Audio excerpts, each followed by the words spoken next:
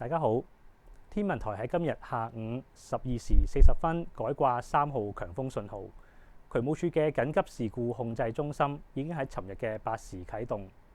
現時已經派遣超過60隊緊急應變隊伍處理市民嘅求助個案。截至今日下午1時30分，我哋共確認8宗水浸個案，分別位於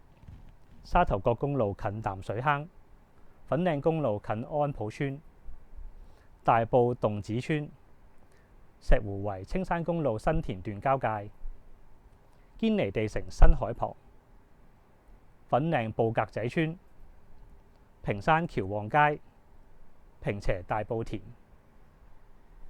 經渠務署嘅緊急應變隊伍努力同埋強力排水機械人龍吸水嘅協助下，全部個案已經喺1至2小時內完成清理，而受水浸影響嘅道路亦都已經回復正常運作。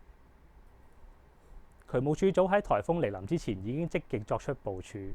並進行水浸風險評估同埋識別有機會出現較嚴重水浸嘅地區，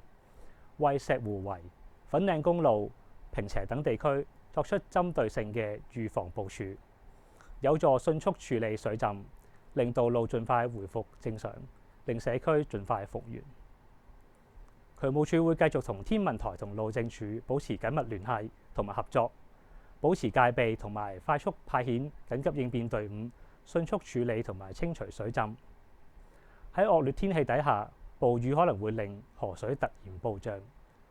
為保障生命安全，市民應該遠離河道同埋排水道。